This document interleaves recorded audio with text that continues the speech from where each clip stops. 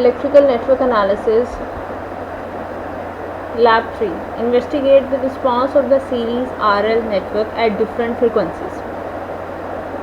Objective है इस lab के note the effect of frequencies on the impedance of a series RL network. Plot the voltage and current of a series RL network versus frequency. Calculate and plot the phase angle of the input impedance versus frequency for a series RL network.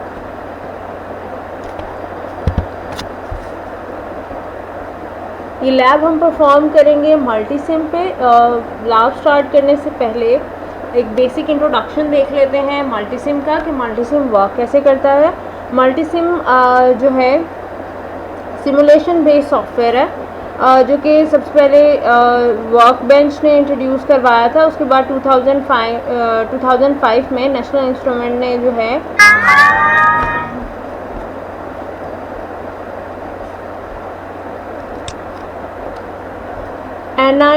National instrument ने इसमें कुछ features introduce करवा के ये software का name change किया Multisim workbench के name से। तो ये आपके पास ये मल्टीसिम का सिंबल है। यहाँ से अगर आप क्लिक करेंगे तो आपके पास इस तरह की विंडो जो है वो ओपन होगी। ये हमारे पास वर्क स्पेस है जहाँ पे आप अपने जो भी सिमुलेशन बेस्ड जो सर्किट्स हैं उनको यहाँ पे डिज़ाइन कर सकते हैं। ये आपके पास जो पैनल है यहाँ पे सारे के सारे जो आपको इसके लिए इक्विपमेंट चाहिए हैं, जो भी रेजिस्टर्स हैं, इंडक्टर्स हैं, कैपेसिटर्स हैं, तो आपको यहाँ से मिल जाएंगे।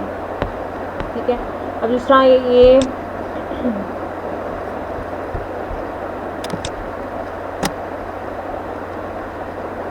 यहाँ पे जो है सिलेक्ट कंपोनेंट्स। सो यहाँ पे ये बेसिक्स हैं। उसके अलावा ये सोर्सेज हैं। अगर आपको कोई भी सोर्सेज चाहिए जैसा AC वोल्टेज है, AM वोल्टेज है, बाइपोलर वोल्टेज है, ये सारे के सारे सोर्सेज आपके पास यहाँ पे अवेलेबल हैं। पावर सोर्सेज में जाएं, AC पावर है, DC पावर है, ग्राउंड है, ये सारे आपके पास VCC, VD, ये सब सोर्सेज आपको यहाँ से मिल जाएंगे। सिग्नल वोल्टेज सोर्स है, करंट सोर्स है, कंट्रोल वोल्टेज सोर्स है, कंट्रोल करंट सोर्स है, कंट्रोल फंक्शन ब्लॉक्स हैं एंड डिजिटल सोर्सेज हैं। ओके। अब यहाँ से हम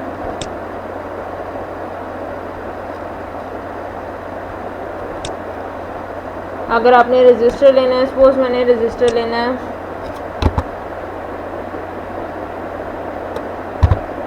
10K का, तो मैं ऊपर 10K मेंशन कर दूंगी, वो कंपोनेंट यहाँ पे शो हो जाएगा।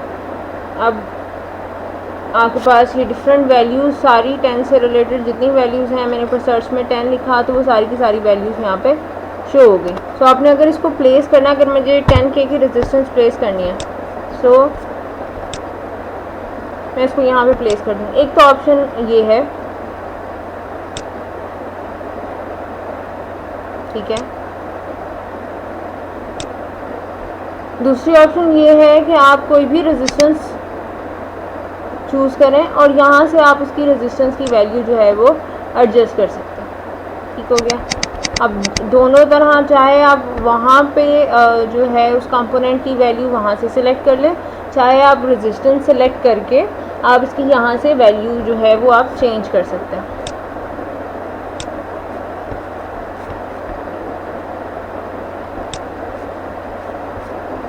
कैपेसिटर है, सपोज मुझे चाहिए 0.1 माइक्रोफैरड का, तो ये यहाँ पे आ गया 0.1 माइक्रोफैरड। ओके, ये यहाँ पे प्लेस हो गया। क्लोज करते हैं। ठीक है। अगर आप इस पर क्लिक करते हैं, यहाँ से आपके पास ऑप्शंस ओपन हो जाएंगी। यहाँ से आप इसको रोटेट कर सकते हैं, आपको जिस भी डायरेक्शन में इसको मूव कराना है। इसके अलावा अगर आपने इसकी ऊपर वैल्यू जो डिस्प्ले है वो यहाँ से शो हो जाएगा। लेबल R2 की जगह मुझे इसको कुछ और लेबल करना है, तो वो आप डिफरेंट वैल्यूज़ यहाँ पे जिस नाम से आपने लेबल करना है वो आप लिख सकते हैं।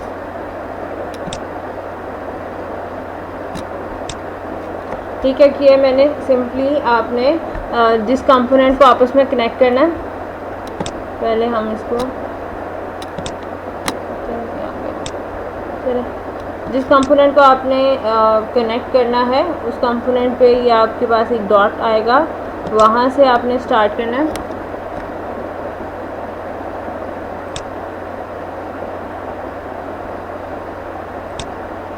और जिस कंपोनेंट स्टार्टिंग और एंडिंग पॉइंट वहाँ पे जाके आपने क्लिक कर देना। ठीक है, सोर्सेज देखते हैं।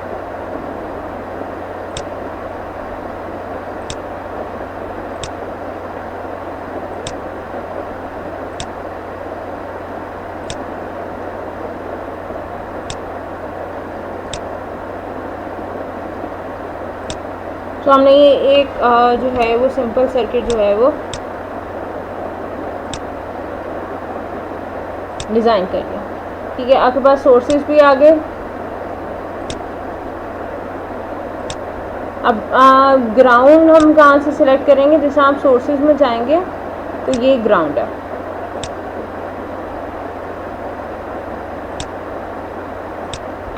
सो ये एक बेसिक सा सर्किट बनाया है, ये बहुत ही सिंपल है इसको यूज़ करना।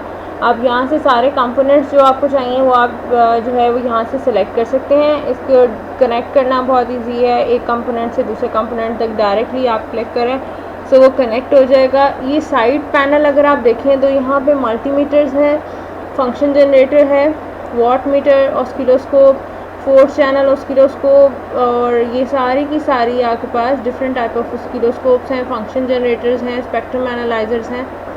वो हमें चाहिए अभी, हम यहाँ लगाते हैं जी मल्टीमीटर।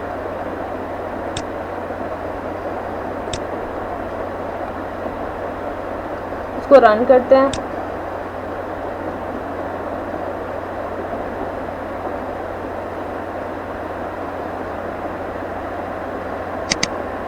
ये आपके पास, तो ये हमने वैल्यू क्या दी है, यहाँ पे 12 वोल्ट दे रहे हैं।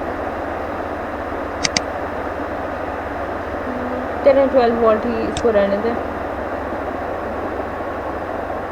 ओके, सॉरी वो रनिंग कंडीशन में था।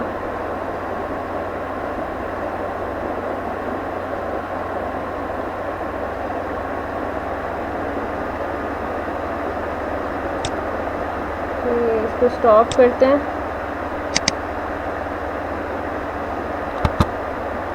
इसकी हम वैल्यू कर देते हैं 10 ओम। मैं इसको आपको इसको यहाँ से पॉज की जगह इसको स्टॉप करना पड़ेगा, फिर आपकी वैल्यूज़ जो हैं वो चेंज होंगी। तो मैं इन दोनों की वैल्यूज़ जो हैं वो 10K की जगह 10 ओम कर देती हूँ। 10 ओम हो गया।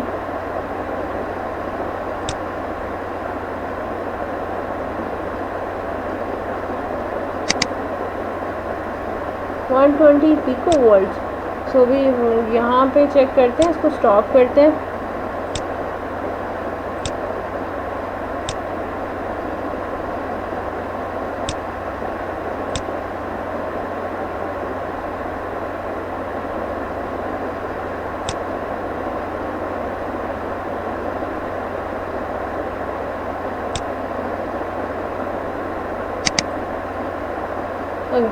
मैक्सिमम आपके पास जा रहा है कैपेसिटर के क्रॉस।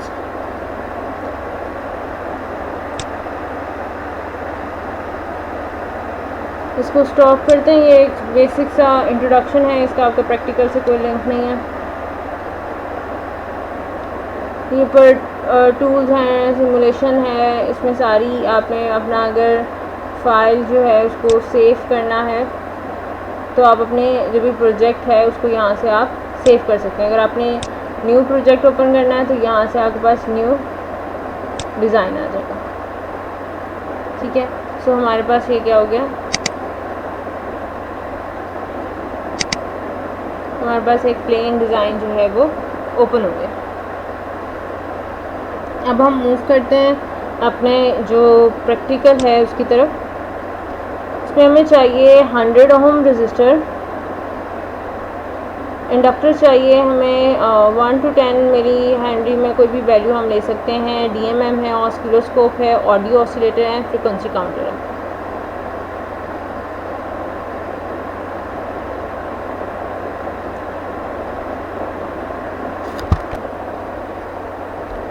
इसी लैब 3 को कंटिन्यू करते हैं। यहाँ पे कुछ रिलेशंस देखते हैं, क्योंकि हमने यहाँ पे अफेक्ट चेक करना है आरएल नेटवर्क पे डिफरेंट फ्रीक्वेंसीज पे वी एल वी आर पे क्या अफेक्ट आता है, लेकिन उससे पहले हम उनका रिलेशन देख लेंगे। फ्रीक्वेंसी के साथ रिलेशन क्या है।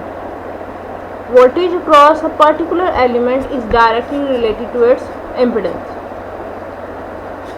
Impedance change with frequency. For the series RL network, the voltage across the coil will increase with frequency. Inductive reactance increase directly with frequency. अब जिस तरह हम एक डायरेक्ट रिलेशन से इसका मतलब ये है V is equal to I R. So हम यहाँ पे देखें तो वोल्टेज ड्रॉप डायरेक्टली प्रोपोर्शनल होते हैं रेजिस्टेंस के। तो अगर हम यहाँ पे देखें तो क्योंकि यहाँ पे हमारे पास इंडक्टर ऐड हो रहा है, तो इंडक्टर की वजह से यहाँ पे इम्पिडेंस का रिलेशन हम देखेंगे। सो वोल्टेज ड्रॉप का डायरेक्ट रिलेशन है विद इम्पिडेंस। इम्पिडेंस चेंज होती है फ्रीक्वेंसी, वोल्टेज चेंज हो रहा है with respect to impedance, impedance change हो रही है फ्रीक्वेंसी के रेफरेंस से। और हमारे पास जो आपके पास आरएल नेटवर्क में तो voltage across the coil will increase with frequency. Inductive क्योंकि इंडक्टिव रिएक्टेंस जो है वो डायरेक्टली प्रोपोर्शनल फ्रीक्वेंसी के X L is equal to 2πfl। So it means कि जो इंडक्टिव रिएक्टेंस है उसका डायरेक्ट रिलेशन है फ्रीक्वेंसी के साथ। अगर आपके पास बहुत ही लो फ्रीक्वेंसीज हैं तो इंडक्टिव रिएक्टेंस क्या होगी, लो डायरेक्ट रिलेशन है तो फ्रीक्वेंसी लो है तो इंडक्टिव रिएक्टेंस भी जो है वो कम होगी।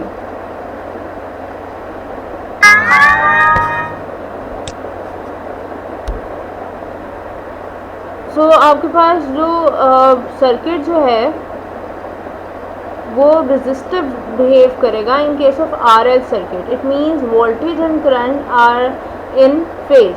अगर जैसे जैसे हमारे पास फ्रीक्वेंसी इंक्रीज होती जाएगी, सो फ्रीक्वेंसी इंक्रीज होगी तो इट मीन्स हमारे पास एक्सएल इंक्रीज कर रहा है। सो नेटवर्क जो है वो अब बिहेव करना स्टार्ट कर देगा एज अ इंडक्टिव। और इंडक्टिव रिलेशन क्या है, वोल्टेज लीड करता है करंट से बाय 90 डिग्री। अब हमने इसी कॉन्सेप्ट को लेके चलना है। यहाँ पे वोल्टेज लीड कर रहा है करंट को बाय 90 डिग्री और रिलेशन क्या है कि अगर फ्रीक्वेंसी कम है, in case of RL circuits अगर फ्रीक्वेंसी कम है तो voltage and current are in phase. अगर हमारे पास फ्रीक्वेंसी बढ़ती जा रही है तो हमारे पास एक्सएल इंक्रीज होता जाएगा। एक्सएल इंक्रीज होगा तो हमारे पास इसी तरह सर्किट जो है वो बिहेव करेगा एज अ इंडक्टिव नेचर।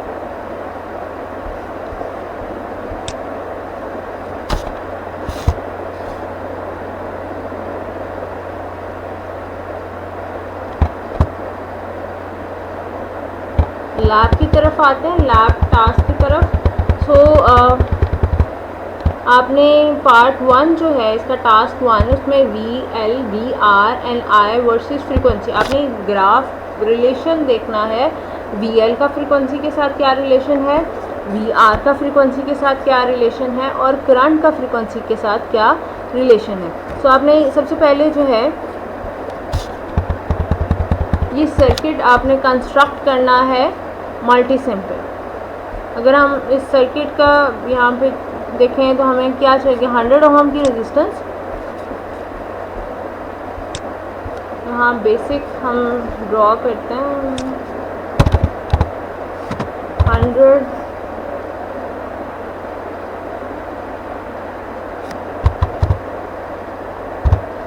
नहीं आता तो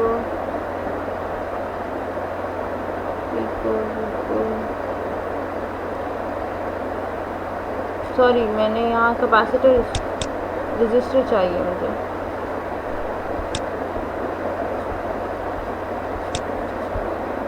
इसकी वैल्यू मैं यहाँ से चेंज कर देती हूँ। हमें चाहिए 100, तो ये 100 हो गया। ओके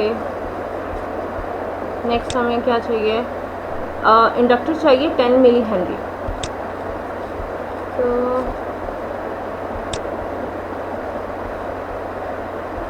इंडक्टर 10 मिली यहाँ पे सिलेक्ट हमें 10 मिली ही चाहिए। इधर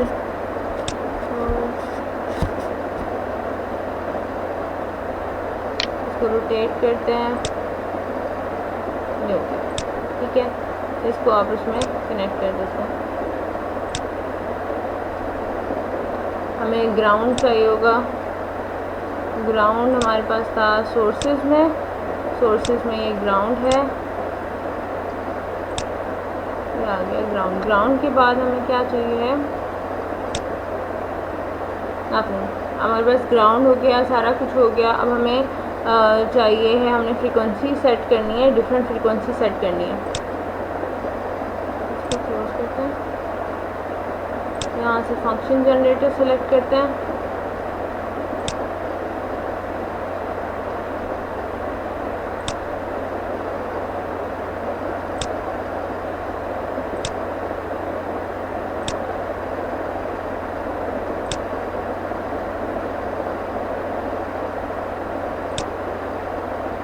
तो ये हमारे पास कंप्लीट सर्किट।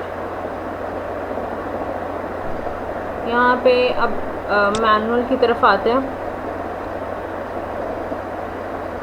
तो हमें ऑसिलोस्कोप चाहिए ताकि हम इसको ऑब्जर्व कर सकें। ऑसिलोस्कोप,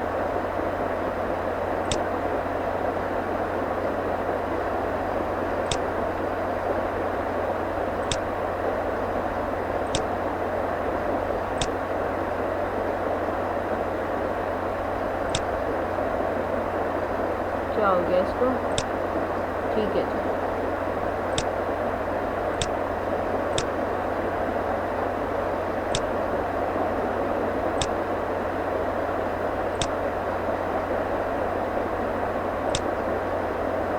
काफ़ी मेसी सा हो गया।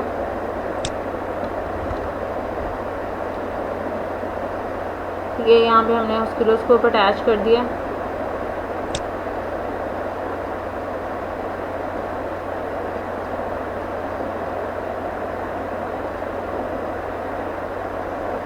अब हमें 4 volt peak to peak set करना है और यहाँ से आपने फ्रीक्वेंसीज वेरी करते जाना है। अब 0.1 किलोहर्ट्ज़,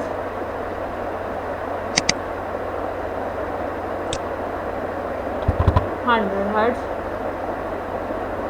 ठीक है। साइनोसाइडल हम ले रहे हैं, वी पीक हमने सेट करना था 4 वोल्ट्स, ओके हो गया।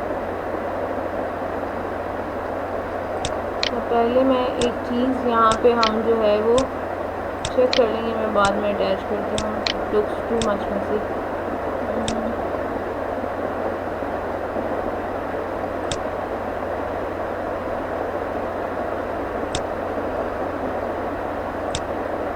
ठीक है, अब हमने यहाँ पे 100 हर्ट्ज़ का सिग्नल सेट किया है।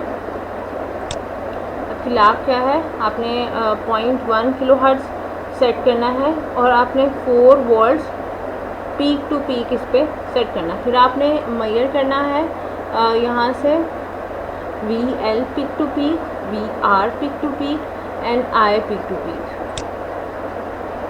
ओके, इसको यहाँ से हम रन करते हैं।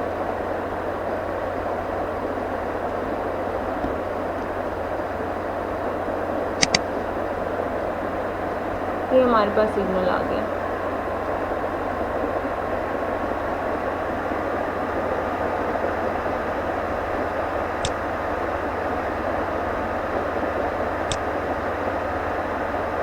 काफ़ी ज़्यादा वैल्यू आ रही है, तो 2 पे रखते हैं। उसकी तरफ से इसको मूव कराते हैं।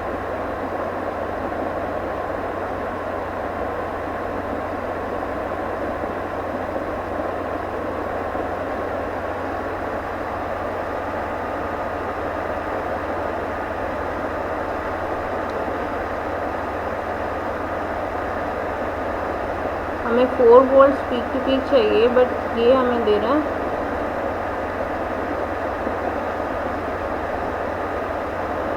8 दे रहा है। तो इसको मैं यहाँ से चेंज करती हूँ।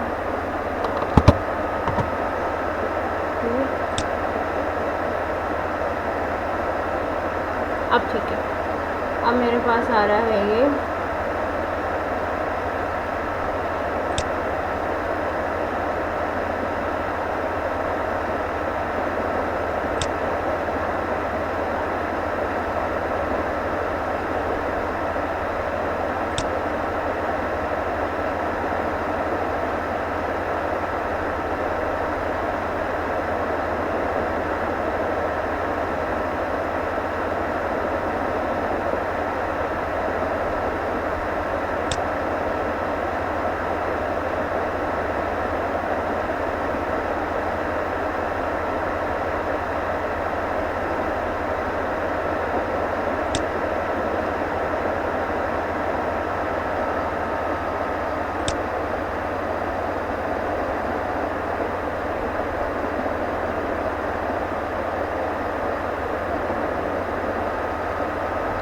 क्योंकि अब आपके पास ये डिफरेंस बता रहा है इसका कि आपके पास वैल्यूज आ गई। ओके हो गया। अब हम इसको स्टॉप करते हैं।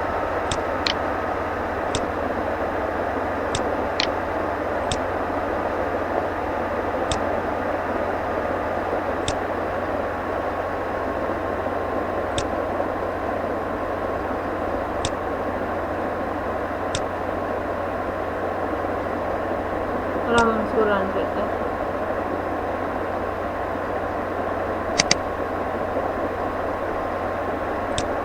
तो मैंने 2 पे सेट किया हुआ है।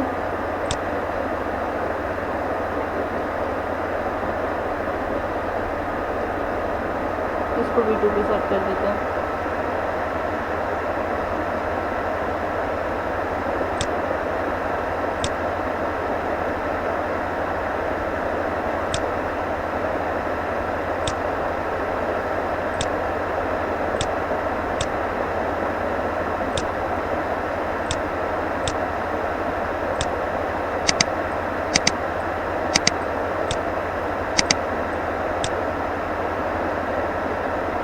इसको ज़ीरो करते हैं, इसको चेक करते हैं कि सिग्नल हमारे पास क्यों नहीं शो हो रहा। तो पहले इसको स्टॉप करते हैं।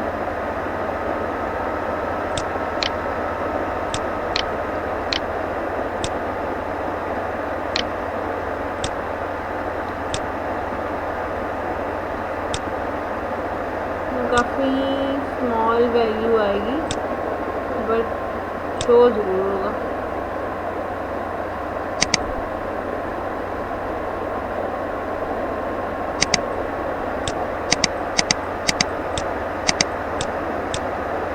ऑटो करके देखते हैं, कोई सिग्नल नहीं आ रहा।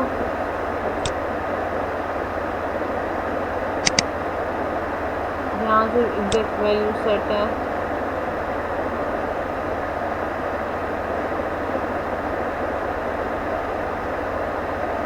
तो यहाँ पे कोई ना कोई वैल्यूज़ आपके पास मिली वॉट्स में आनी चाहिए।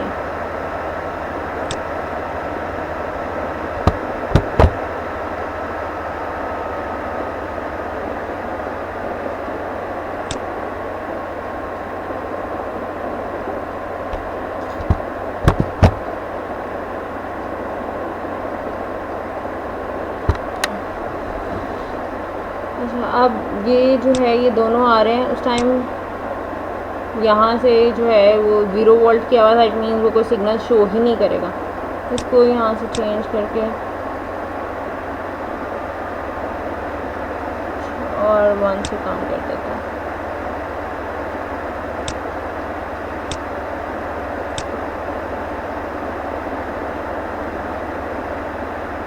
ओके, अब यहाँ पे हमारे पास 2 सिग्नल्स आ रहे हैं। एक हमारे पास आ रहा है अक्रॉस द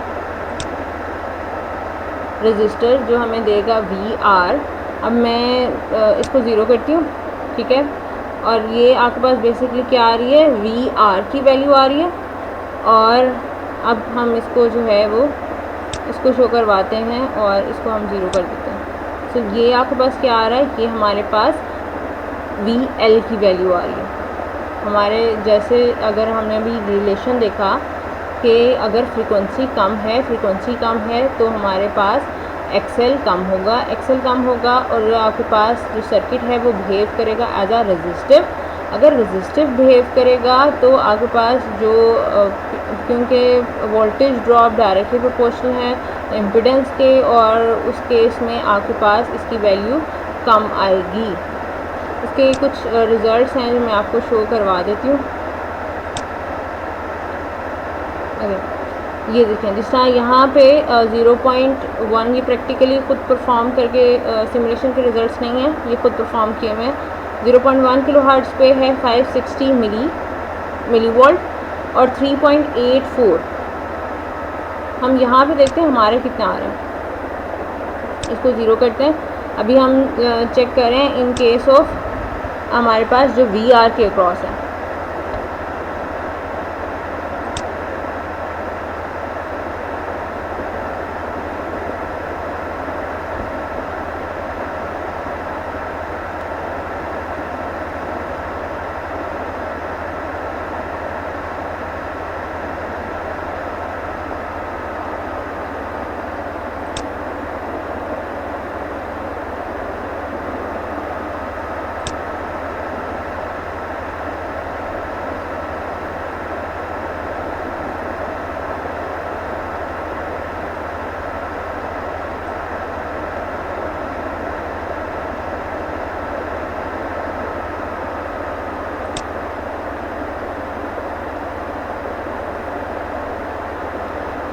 तो ये हमारे पास आ जाता है तकरीबन,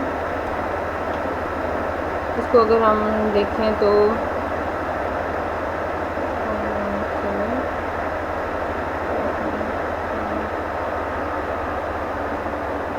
3.93 आ रही है वैल्यू। तो यहाँ पे जो मैंने अभी आपको रिज़ल्ट्स दिखाए हैं वहाँ पे आ रही है 3.84।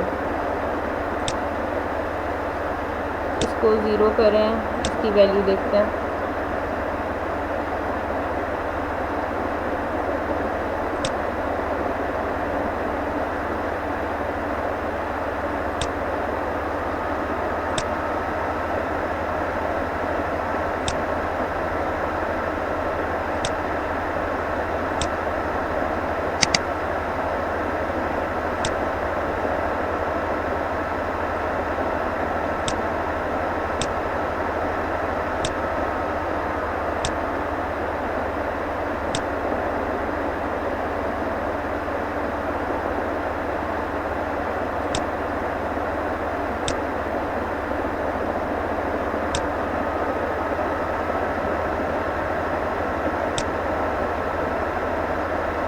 तो ये हमारे पास मिली वोल्ट्स में ही वैल्यू आ रही है।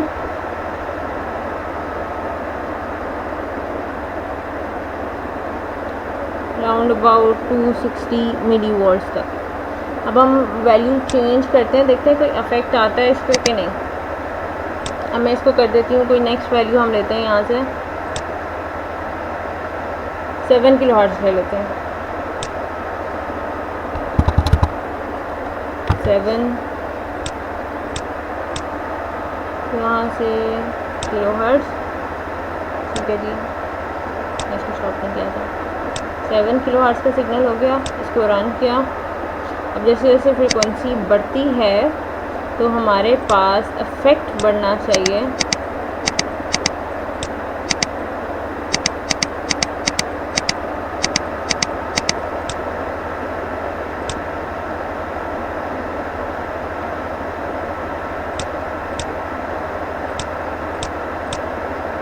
ये टाइम पर डिवीज़न का है, ये आपके पास वोल्ट पर डिवीज़न है।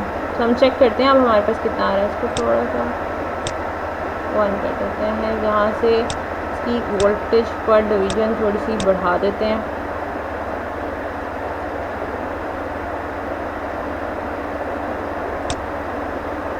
ठीक है, अब चेक करें, दोनों की लेते हैं यार जाए।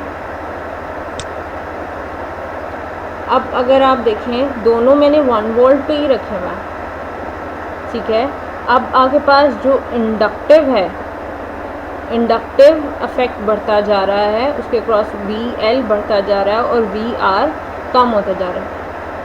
यही अब इसको यहाँ से हम फिर से चेंज करते हैं और इसकी वैल्यू जो है वो करते हैं, कहाँ तक जा रही है, अच्छा जी, अब इसको 3K कर देती हूँ।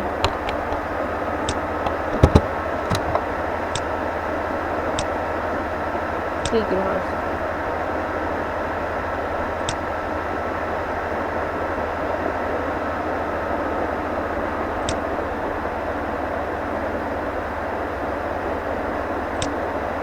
दोनों 1 वोल्ट पे ही हैं, लेकिन दोनों के वोल्टेज ड्रॉप जो है वो चेंज हो रहा है।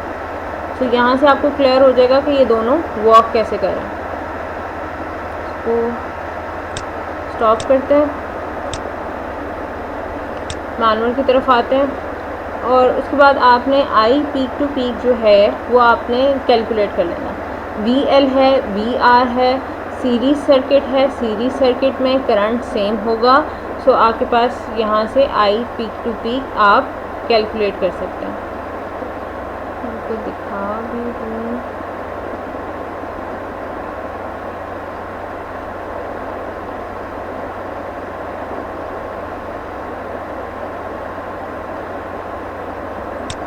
ये सारी की सारी वैल्यूज़ आपने क्या करनी है, ये खुद से कैलकुलेट करनी है। आप उसके लिए सबसे पहले इम्पीडेंस निकालेंगे इसकी, ठीक है, जो हमने लास्ट टाइम प्रैक्टिकल में किया था, हमने इसकी इम्पीडेंस फाइंड आउट करनी है। फिर वहाँ से आप VL और VR के थ्रू जो है इसका I peak to peak find out करेंगे। नेक्स्ट पार्ट में इसके देखते हैं। अब आपने क्या करना है, सप्लाई को टर्न ऑफ करना है और आपने रजिस्टर और इंडक्टर दोनों की पोजीशन को चेंज कर देना है।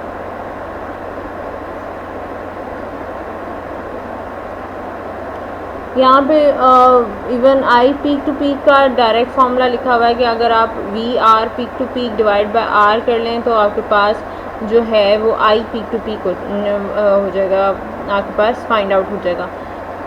Plot the curve of VL peak to peak versus frequency. अब ये जो आपके पास ग्राफ है, यहाँ पे आपके जो रिजल्ट्स आएंगे VL VR के, वो आप प्लॉट करेंगे। मैं आपको दिखा देती हूँ ताकि आपको उनके रिस्पॉन्सेस कैसे आने चाहिए, ताकि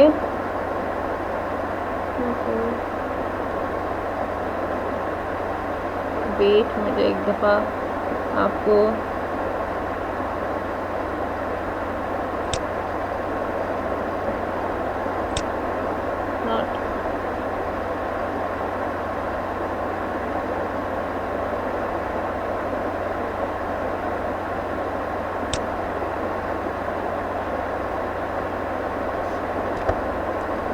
चले मैं इसके जो रिस्पॉन्सेज हैं वो भी आपको शो करवाती हूँ। अभी थोड़ा सा इशू कर रहे हैं।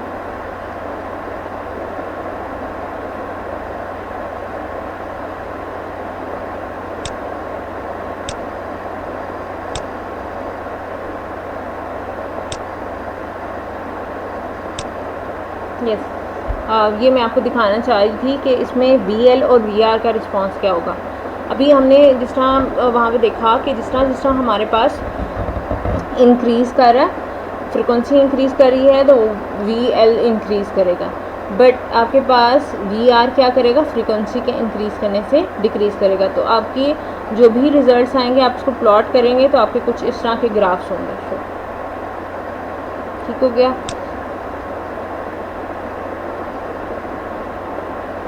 ये वही आ गया, plot the curve of VR peak to peak versus frequency on graph 3.1। Again label the curve and clearly indicate each plot as frequency increase describe in a few sentences what happened to the voltage across a coil and resistor। ये वाली इसकी जो reason है वो हम discuss कर चुके हैं और उसी के रिजल्ट्स अभी हमने डिस्कस किए कि उसके ग्राफ्स ऐसे क्यों आ रहे हैं।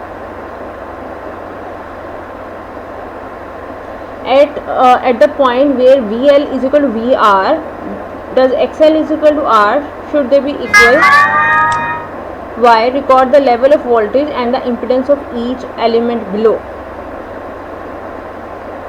मैं अभी आपको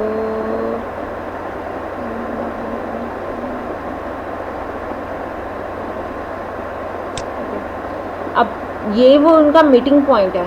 यहाँ पे वी एल और वी आर इक्वल हैं। यहाँ पे आपने फाइंड आउट करना है क्या X L is equal to R है। तो यहाँ पे एक्स एल वी आर कौन से पॉइंट पे इक्वल है, एक्स एल की वैल्यू क्या है उस पॉइंट पे और रजिस्टर की वैल्यू क्या है। अब आपने कर्व जो ग्राफ ऊपर ड्रॉ किया उस पर 5.6 किलो हर्ट्ज़ पे आपने देखना है ग्राफ से कि वी एल की क्या वैल्यू है और वी आर की क्या वैल्यू है। अब आपने रीज़न देनी है कि एट द एंड जब आप वी एल और वी आर को ऐड करते हैं क्या वो आपके पास टोटल जो उसका वोल्टेज जो आप सप्लाई कर रहे हैं उसके इक्वल है। आपने जो आई पीक टू पीक कैलकुलेट किया है उसको फ्रीक्वेंसी के अगेंस्ट जो है वो आपने ग्राफ उसको प्लॉट करना है। फ्रीक्वेंसी 8 किलो हर्ट्ज़ पे आपने इंडक्टिव रिएक्टेंस फाइंड आउट करनी है। उसका फॉर्मूला है X L is equal to 2 pi F L.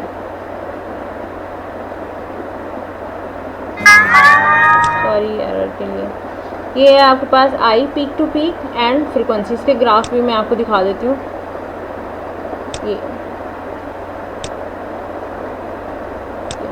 ये मेरे पास ग्राफ है आई पीक टू पीक और फ्रीक्वेंसी का। सो जो आपने आई पीक टू पीक पीछे कैलकुलेट की है उसका और फ्रीक्वेंसी का आप यहाँ पे ग्राफ प्लॉट करेंगे।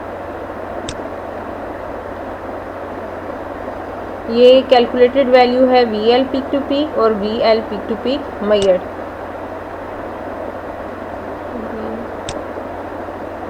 ठीक हो गया।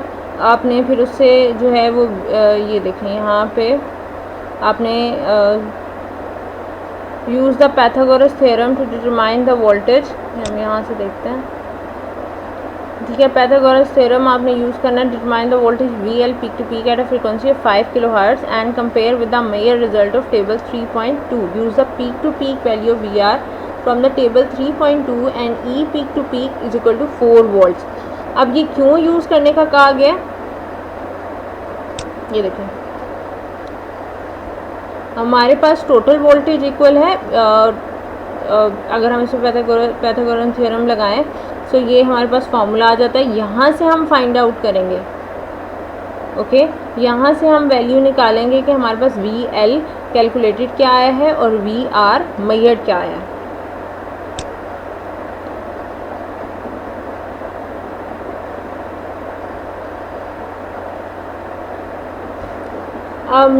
हमने कहा कि जैसे जैसे लो फ्रिक्वेंसीज होंगी तो सर्किट बिहेव करेगा एज अ रेजिस्टिव और जैसे हाई फ्रिक्वेंसीज होंगी सर्किट बिहेव करेगा एज अ इंडक्टिव। सो क्या आपने जो आपके जो रिजल्ट्स थे क्या इस स्टेटमेंट को वेरीफाई करते हैं। आगे नेक्स्ट जो है वो आपकी कैलकुलेशंस है। हमने एक दफ़ा जो है वो ग्राफ प्लॉट्स हो गए, इसके बाद आपकी कैलकुलेशंस हैं। फ्रीक्वेंसी आपके पास वही पूरे फ्रीक्वेंसीज़ हैं। ई पीक टू पीक आपने फिक्स रखा हुआ है। आई पीक टू पीक हमने लास्ट टाइम जो है वो फाइंड आउट किया था। अब यहाँ से आपने जी टी निकालना है। जी टी किसके इक्वल है, E peak to peak divide by I peak to peak. I peak to peak आप पहले कैलकुलेट कर चुके हैं। सो और यहाँ से जी टी आपने दोनों फार्मूला से निकालना है। इसके रिजल्ट्स कुछ मैं दिखा सकूँ।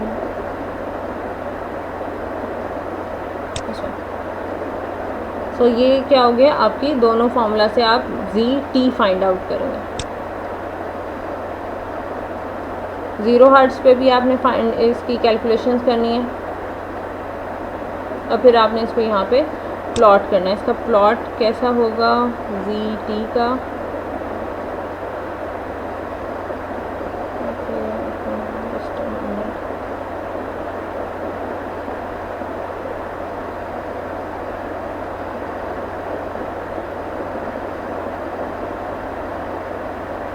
जी टी का प्लॉट नहीं मिल रहा।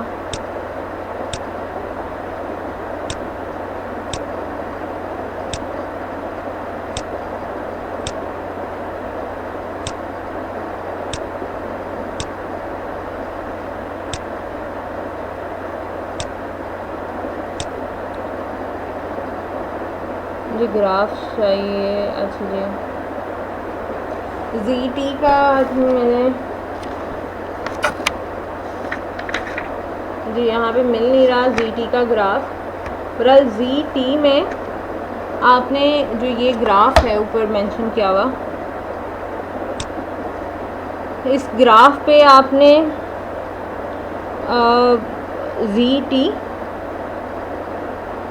फ्रीक्वेंसी, एक्सएल वर्सेस फ्रीक्वेंसी और आर वर्सेस फ्रीक्वेंसी, ये सारी की सारी वैल्यूज़ कहाँ से आएंगी आप कैलकुलेट करेंगे। जी टी XL, XL is equal to 2 pi F L. So हर एक फ्रीक्वेंसी पे आपके पास डिफरेंट एक्सएल होगा। So XL is equal to 2 pi F L, और जो रेजिस्टेंस की वैल्यू है, रेजिस्टेंस वर्सेस फ्रीक्वेंसी है, वो आपने यहाँ पे प्लॉट करनी है।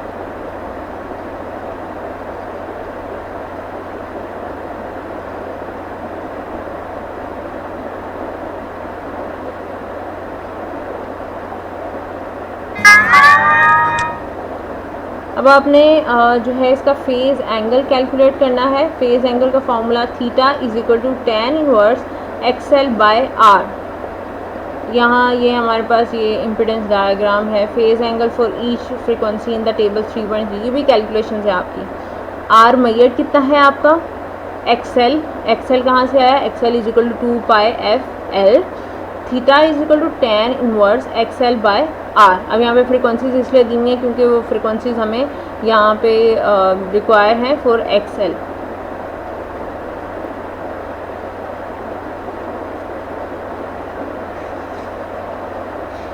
अब ये जो सारे के सारे क्वेश्चंस हैं ये रिलेट कर रहे हैं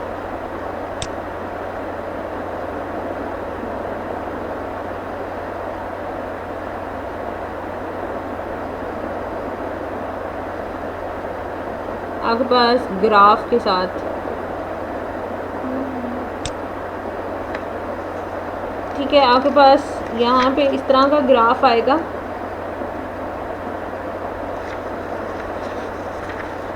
यहाँ पे एंगल आता जाएगा।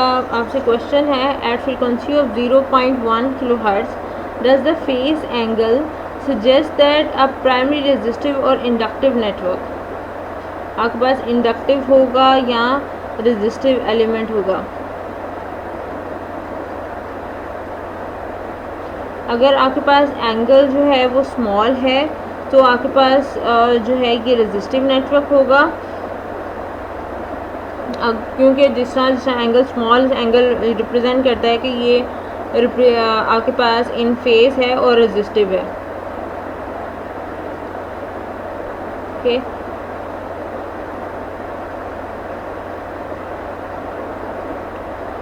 अब नेक्स्ट है कि अगर आपके पास 5 किलो हर्ट्ज़ पे उसका, सॉरी फॉर द एरर, अच्छा जी, यहाँ पे क्वेश्चन है कि अगर 5 किलो हर्ट्ज़ पे आप फ्रीक्वेंसी बढ़ रही है तो आपके पास सर्किट जो है वो उसका एंगल भी 90 डिग्री पे जा रहा है, सो वो इंडक्टिव हो जाएगा। ये आपने यहाँ पे प्लॉट करना है। ये आपकी प्रॉब्लम है जो कि आपकी असाइनमेंट्स है, तो आपने ये असाइनमेंट कंप्लीट करनी है।